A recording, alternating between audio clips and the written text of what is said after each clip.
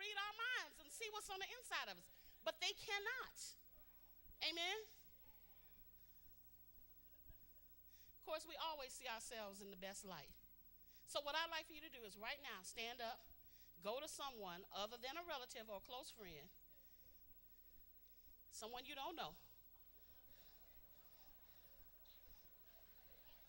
that well, and ask them, say, do you come here often? Ask them. Then ask them, say, have I ever spoken to you? Have I ever spoken to you? Then ask them, have I ever smiled at you? Have I ever smiled at you? Make them answer you. And if they say, no, you've never smiled at me, say, I'm going to do better. I'm going to talk to you more, and I'm going to do better. I'm going to smile more.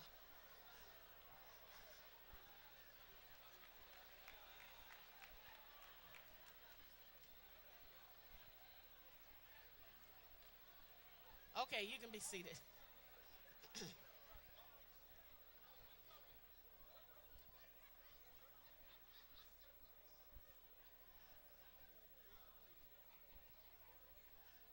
And security standing there with the hand on the gun, like, I can't smile, I got my hand on my gun. I can't smile, I got my hand on my gun. You can smile with your hand on your gun. Somebody get out of order, just smile and shoot them.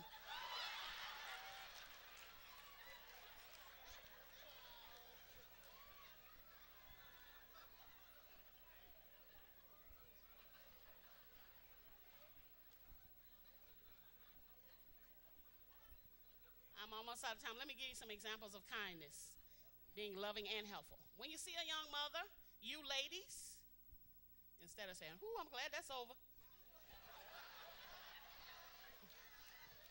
help the lady with her kids. What's that about?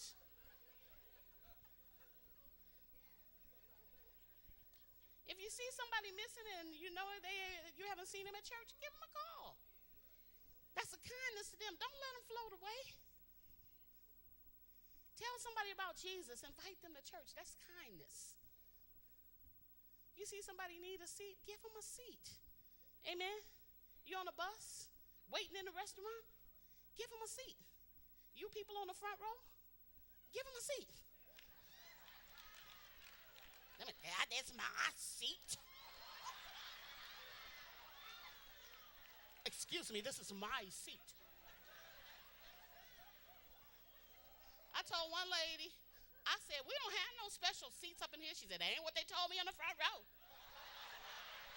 That lady made me get up out of her seat.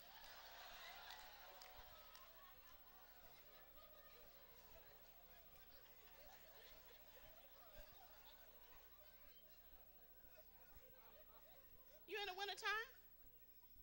You shoveling or snow blowing your driveway. You see the old lady next door to you, you know she can't get out. You say, ooh, that lady next door, her snow is really high.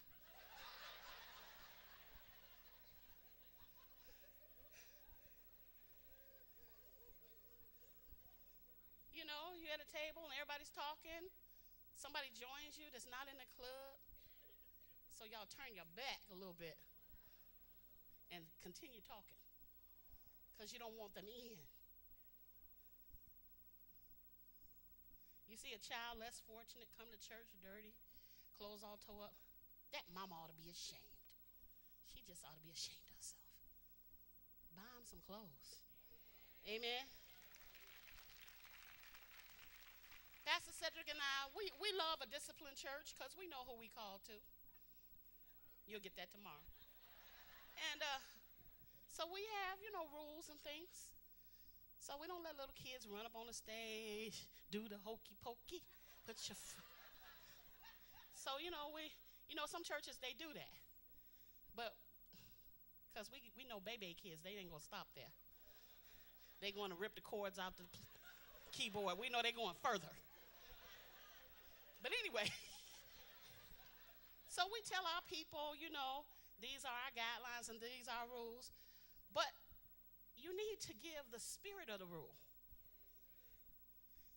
It's okay to keep order, but it's the spirit in which you do it.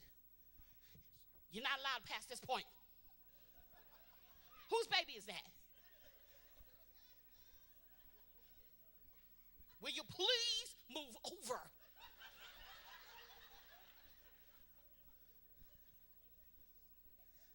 There's a spirit. You got to convey our spirit. And the spirit is not mean. It's with your mind moving over. I'm sorry, we have to keep this way because I know you'd like to come this way, but do you mind going that way? It's the spirit of it. Amen. To treat people with honor, respect. I will end with this story.